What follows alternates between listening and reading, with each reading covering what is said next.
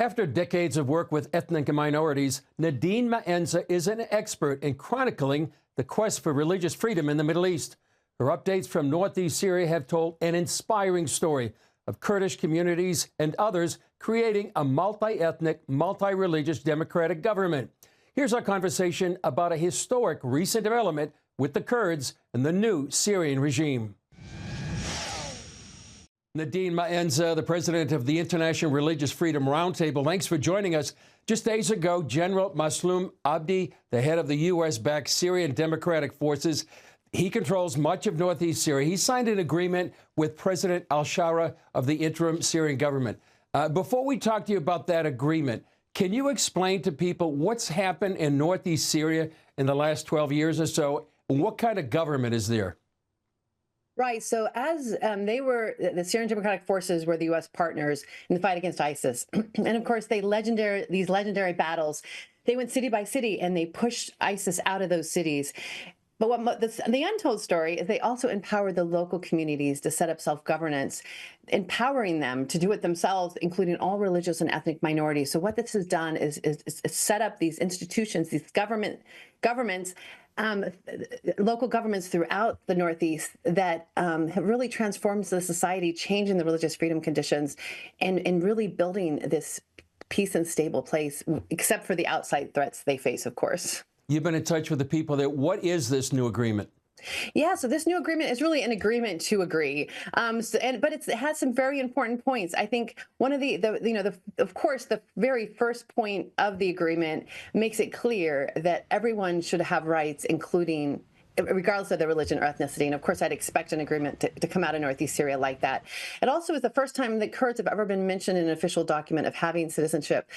But I think the important parts here is it also gives them the ability to keep these institutions they've built rather than dismantling them and starting over or bringing in people from Damascus to run. Instead, they're going to continue running governments with their local communities, but they're going to be under Damascus.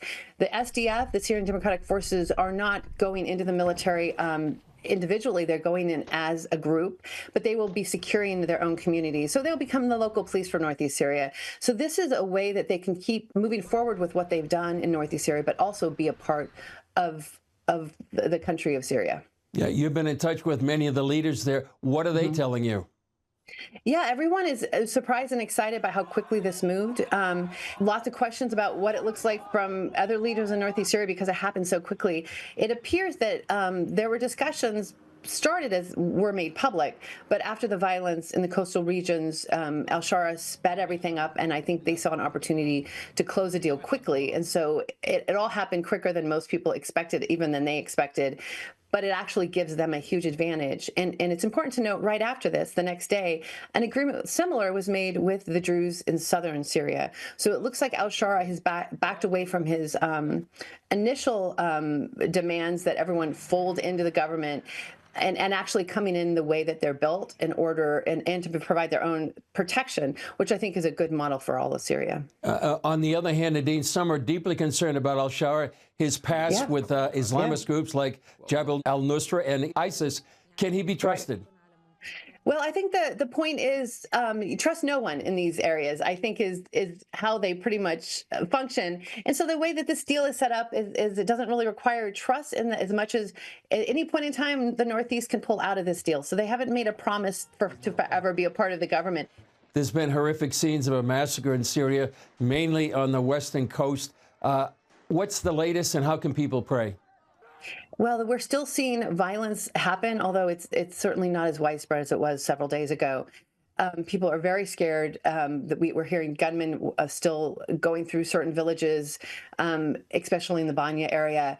We'd ask people to pray for their protection, pray that the violence stops, and that there is justice and accountability. It almost sounds ridiculous to demand this, but this is what the people deserve. And al-Shara did condemn the violence. He promised there would be punishment even for those closest to them. And so what we need to see now are more arrests, because there have been several, and accountability for those who've committed these crimes that are part of the security services. or there won't be trust for this government. So Ashar's got a big job ahead of him, not just bringing in these other areas of Syria, but also proving to the people of Syria that he's for them, and there are not going to be continued violence against religious and ethnic communities. Nadine Maenza, thanks for joining us. Thanks for having me.